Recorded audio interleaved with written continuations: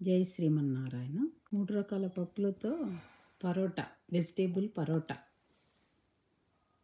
1 cup మినప్పప్పు, half cup పెసరపప్పు, పావు కప్పు శనగపప్పు, కొన్ని మెంతులు అన్నీ వేసి నానబెట్టాలి. 3-4 అవర్స్ నానినాక గ్రైండ్ చేసుకోవాలి. ఇలా బరకగా బాగా మెత్తగా వద్దు, కొంచెం గట్టిగానే గ్రైండ్ చేసుకోవాలి. మరి జారుగా అయితే దోశ లెక్క అవుతుంది, అలా వద్దు, కొంచెం గట్టిగానే చేసేసుకోవాలి. ఇది అల్లము, పచ్చిమిర్చి, ఆనియన్స్ ముక్కలు కట్ చేసుకొని వేసుకోవాలి. సన్నగా తరుక్కొని వేసుకోవాలి. క్యాబేజీ వేసుకోవాలి. మీ దగ్గర ఏముంటే వేసుకోవచ్చు, నా దగ్గర ఇవేనే ఉన్నాయి, ఇవే వేసాను. క్యాబేజీ, క్యాప్సికము, క్యారెట్ తురుముకోవచ్చు, నేను తురిమే వేసాను. కొంచెం పసుపు, ఉప్పు అన్నీ వేసి కలియబెట్టాలి. క్యారెట్ తురుము, క్యాబేజీ సన్నగా కట్ చేసి వేసుకోవాలి. క్యాప్సికము, కొత్తిమీర, పుదీనా సన్నగా కట్ చేసి వేయాలి.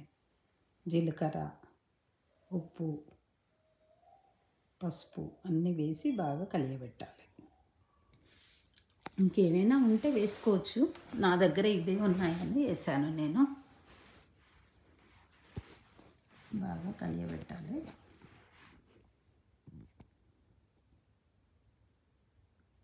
దానికి తగ్గట్టు సాల్ట్ వేసేసి కలియబెడితే ఇలా ఉంటుంది, కలర్ఫుల్గా ఉన్నది. పప్పు తక్కువగా ఉంటే కూరగాయలన్నీ ఎక్కువగా వేసుకోవాలి. చాలా పడుతున్నాయి. 1 కప్పుకి అన్నీ 2 కప్పులు వెజిటేబుల్స్ అన్నీ వేసుకోవచ్చు. అన్ని వెజిటేబుల్స్, పప్పు తక్కువ ఉంటే వెజిటేబుల్స్ ఎక్కువ ఉంటాయి. ఇలా పెంక మీద నువ్వులు వేసి, ఫస్ట్ నువ్వులు వేయాలి. నేను క్లిప్ మిస్ అయింది. నువ్వులు వేసి, ఆయిల్ వేసి, ఇది కొంచెం పేస్ట్ మందంగా వేసుకోవాలి. పరోటా మందంగా ఉంటుంది కదా, అలాగే మందంగా వేసుకోవాలి. ఇష్టమైన వాళ్ళు పలచగా వేసుకోవచ్చు, నేనైతే మందంగా వేసాను.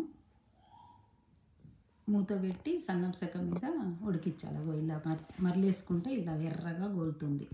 2 స్పూన్స్ ఆయిలే పడుతుందండి, ఎక్కువ ఏం పట్టదు. నువ్వులు వేసుకుంటే హెల్త్కి మంచిదని నువ్వులు వేస్తాను. ఇలా నువ్వులు వేసాను. ఇది ఇలా ఉంటుంది.